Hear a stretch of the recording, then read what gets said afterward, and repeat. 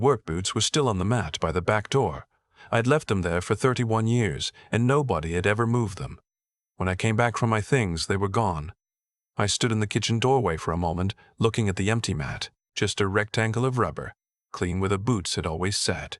My wife of 31 years, was upstairs. I could hear her moving around. I didn't call up to her. I just looked at that mat, picked up the 2 bags I'd packed, and walked back out to my truck. That was a Tuesday in October. I remember because the leaves were coming down hard and I had a job out in Kettering the following morning that I wasn't sure I'd be able to get to. I was 62 years old, standing in my own driveway, trying to figure out where I was going to sleep. Let me go back a little. My name is Frank. I spent 40 years as a licensed electrician in Dayton, Ohio.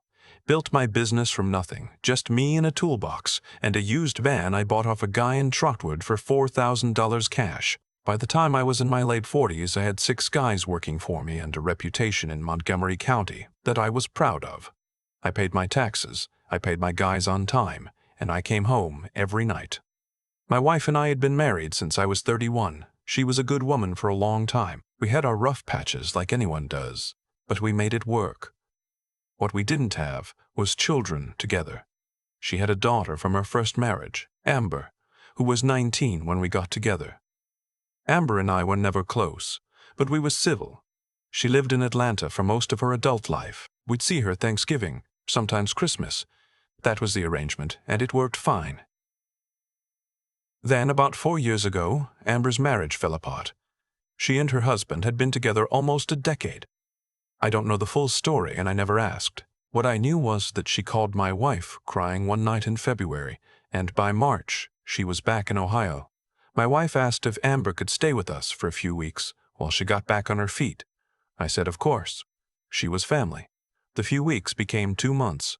2 months became 6. By September, Amber had settled into the guest room like she'd always lived there, and I started to notice things shifting in the house that I couldn't quite name at first. Little things. The television in the living room was always on what Amber wanted to watch. My wife stopped cooking the things I liked, the pot roast, the green bean casserole, and started making whatever Amber preferred. When I got home from work, tired and dirty from a full day on a job site, I'd walk into conversations that stopped when I entered the room. Not obviously, just the warmth would leave the air. I told myself I was imagining it. I wasn't. Amber's boyfriend started coming around in the fall. His name was Troy. He was 38, didn't seem to hold a job for more than a few months at a time, and had an opinion about everything that he shared without anyone asking. He started showing up on Friday nights for dinner, then weeknights. Then some mornings I'd come downstairs and he'd be sitting at my kitchen table eating cereal, and he'd look up at me like I was the one who'd just walked into somewhere he didn't belong. I talked to my wife about it, more than once. She said I was being difficult. She said Amber was going through a hard time and needed support. She said Troy was a good man who was just finding his footing. She said a lot of things that started with what Amber needed and ended with what I wasn't providing. One night in August, a year and a half after Amber had moved in, my wife sat me down at the kitchen table. It was after 9 o'clock. She'd waited until Amber and Troy had gone upstairs. She folded her hands on the table and told me that Amber wasn't comfortable with the situation, that Troy felt unwelcome, that she thought it would be best for everyone if I stayed somewhere else for a while.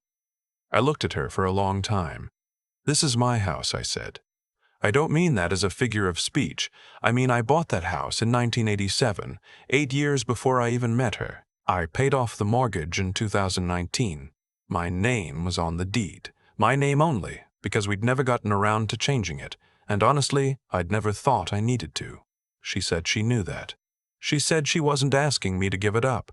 She was just asking me to give Amber some space. "How much space?" I asked. She didn't answer that directly. She talked around it. She said maybe a month or 2. She said I could stay at my brother's place out in Beaver Creek. My brother's place. At 62 years old, I didn't yell. I've never been a man who yells. I sat there at that table in the house I'd owned for 36 years, and I told her I needed to think about it. She said okay. She went upstairs. I sat there until midnight. By the end of that week, I had called my attorney. I want to be clear about that. I know what people think when they hear a story like this. They think the man just rolled over, packed his bag, went quietly. I'm not going to pretend I wasn't hurt, or that I wasn't confused, but I wasn't stupid. I called Dave, who'd been my attorney for 20 years, and I told him what was happening. He told me two things. First, don't leave the house voluntarily if you can help it, and second, if you do have to leave, protect your finances immediately. I went to my bank the next morning. I moved the money from our joint checking into a personal account in my name only. There wasn't a huge amount in there, maybe $9,000.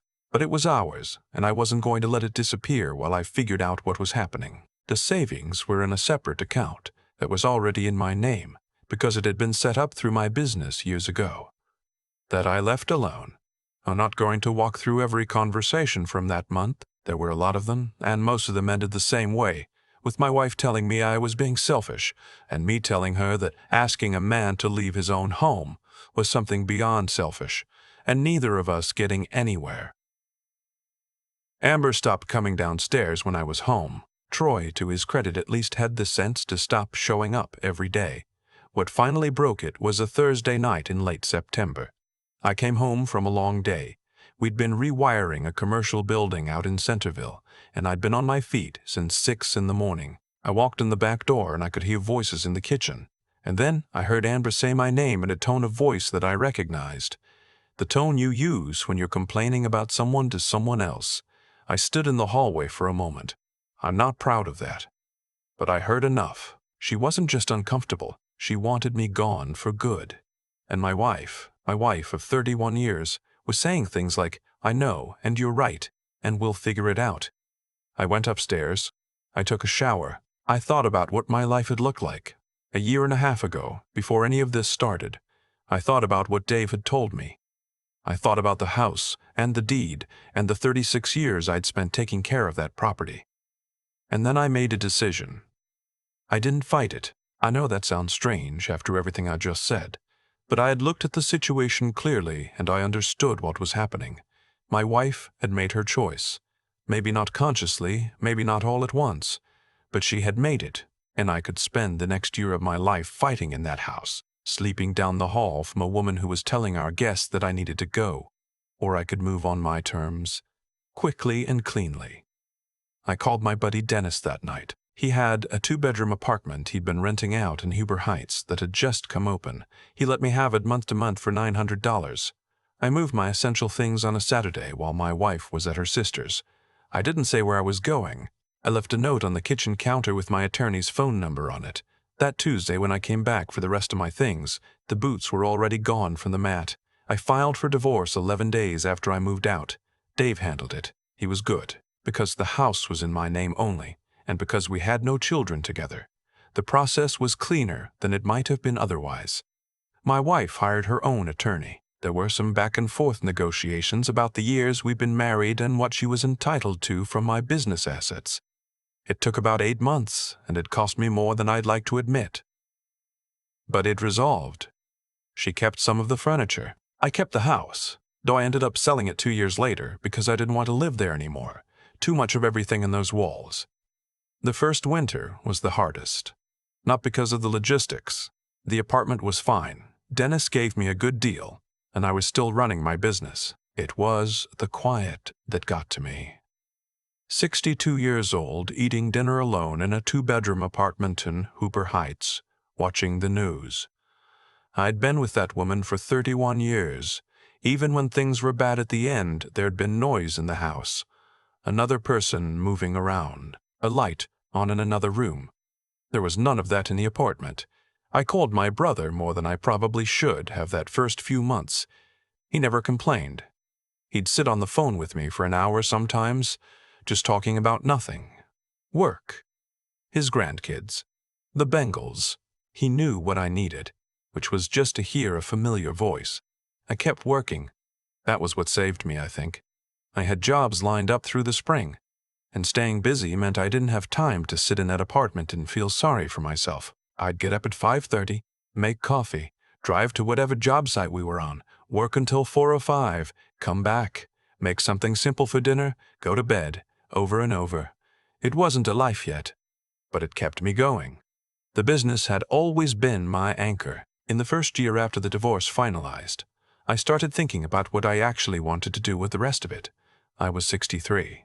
I still had the energy and I still had the knowledge, but I was starting to feel the jobs that required me to be on my hands and knees in a crawl space for 6 hours. I'd been thinking for years about shifting toward consulting, helping contractors with larger commercial projects, reviewing electrical plans, doing inspections. Less physical, still meaningful. I started making calls. I'd built a reputation over 40 years, and I cashed some of that in. By the end of my second year in the apartment, I had 3 general contractors in the Dayton area who were bringing me in on commercial projects as a consulting electrician. I gave up the crew. My guys found work with other outfits, good outfits, and I helped them make those connections. I kept my license current and let the consulting work grow. It grew faster than I expected. By the end of year 3, I was making more than I'd made running the full crew, and I was working maybe half the hours. I bought a small house out in Yellow Springs. Nothing fancy, 2 bedrooms, a yard, a garage I could actually use for a workshop. I paid cash. Took the money from the sale of the old house plus what I'd saved over those 3 years and wrote a check. Didn't owe a cent to anyone. I also started writing. That one came out of nowhere. My niece had been after me for years to write down some of the job stories, the strange things that happen when you spend 4 decades going into people's homes and businesses and seeing what's really there. I started putting things down in a notebook, just for myself, just to remember. Then she convinced me to start a blog. I didn't know anything about blogs. She set it up for me, showed me how to post, and I mostly wrote about the work. 40 years of electrical stories, the funny ones, the scary ones, the ones that still wake me up at 3 in the morning. People found it. I don't know how, exactly, but they did. I'm not going to overstate what happened. I'm not famous, I don't have millions of readers. But I have a readership. People write to me from all over the country. Contractors who recognize situations I describe, retired tradesmen who say I'm writing their life, younger guys who are starting out and want to understand what the work actually looks like over a lifetime. I write about the business side too, what it takes to run a small electrical outfit, what I do differently, how I handled the consulting transition. It turned into something I didn't expect. I was in my workshop one afternoon. This was about 4 years after the divorce, sanding down an old workbench I was refinishing, listening to the radio. My phone buzzed on the shelf. I didn't recognize the number, but I picked up anyway. It was my ex-wife. She'd found my blog. She'd apparently been reading it for a while without saying anything. She'd seen my name mentioned in a piece a regional trade magazine had written about small electrical contractors who'd made successful pivots to consulting. She said she'd read every post going back to the beginning. Her voice was different than I remembered. Quieter. She said she wanted to talk. She said things had not gone the way she'd thought they would. She didn't say much more than that on the call. I think she was testing whether I'd hang up. I didn't hang up, but I also didn't say much. I told her I'd think about whether I wanted to meet. She said, "Okay." She said she was sorry. I held the phone for a while after she hung up. I thought about the kitchen table where she told me to leave. I thought about the rubber mat with my boots missing. I thought about that first winter in the apartment, eating cereal for dinner 3 nights in a row. Because I couldn't bring myself to cook for one, I thought about Amber and Troy and whatever had become of all that. I thought about the house in Yellow Springs, which was exactly the way I wanted it, and the workshop, and the mornings when I made coffee and sat on the porch and listened to the birds, and how there was nobody to negotiate with about what to watch on television. I didn't call her back. I've thought about that a few times since. I don't know if I made the right call. Maybe there was something worth saying. Maybe there wasn't. But I had built something, quietly, with my hands and my mind, the same way I'd always built things. And it was mine. All of it was mine. And I was not the same man who had stood in that driveway with 2 bags, wondering where he was going to sleep. I'm 66 now. I've got the house in Yellow Springs, the consulting work, and the writing. I've got my brother and Dennis and my niece who still tells me what to do with the blog even though I mostly ignore her advice. Last spring I put a new floor in the workshop all by myself, on my hands and knees for 2 full days. And when I stood up and looked at it, I thought, not bad for a man everyone figured was finished. I still drink my coffee on the porch in the morning. Nobody's moved anything. There's a rubber mat by the back door of my house in Yellow Springs. I bought a new one when I moved in. Nothing special, just a plain black rectangle to leave your boots on. But every time I see it, I think about the one in the old house, the one that was empty when I came back for my things. I've had 4 years to think about what happened, and I don't think it was one decision that changed my life. It was 100 small ones. The morning I called Dave before I called anyone else. The morning I went to the bank. The afternoon I called Dennis about the apartment instead of sitting in that kitchen trying to save something that had already ended. None of those moments felt significant when I was in them. They just felt like the next right thing to do. That's the part nobody tells you when you're standing in a driveway at 62 with 2 bags and nowhere to go. You don't need a plan. You need to keep making the next right decision, one at a time, until the decisions start to add up to something. I think about integrity a lot. Not the word, but the actual thing. The way a structure has integrity when every part of it is doing what it's supposed to do. A joint that's been soldered correctly. A panel that's been wired to code. For 40 years I built things that way, and I never thought about applying the same standard to my own life. When Amber and Troy moved into my house and my wife started looking through me instead of at me, some part of me knew what was happening. I just didn't want to face it. Facing it meant losing something. But I already had lost it. I just hadn't admitted it yet. Choosing to see clearly, even when it cost me, was the only honest thing left to do. The hard part wasn't leaving. The hard part was the first winter. Cereal for dinner. The news on low. 62 years old, starting over in a 2-bedroom apartment, wondering whether the life you'd built had meant anything at all. That kind of quiet either breaks you or it shows you what you're made of. I kept getting up at 5:30. I kept going to the job sites. I kept doing the work, not because I felt strong. I didn't most of those days, but because I understood that the only way through something is through it. You don't think your way out of a hard winter. You work your way through it. And then, somewhere in the middle of all that, I started writing. My niece had been asking me for years. I'd always said I wasn't a writer. What I meant was that I was afraid nobody would care what I had to say. I was wrong about that. Not in a dramatic way. I'm not going to pretend the blog changed my life overnight, but it turned out that 40 years of honest work gives you something worth saying if you're willing to say it plainly. When my ex-wife called, I held the phone for a long time after she hung up. I won't pretend there wasn't something in me that felt the pull of it. 31 years is 31 years. But I thought about the mat. I thought about the boots that were gone before I'd even finished leaving, and I thought about the porch in Yellow Springs, and the coffee, and the workshop floor I'd laid on my hands and knees, and how none of it belonged to anyone but me. Some things, once they're gone, are gone. And some things you build back better. I'm 66. The mat is where I left it. My boots are on it every morning.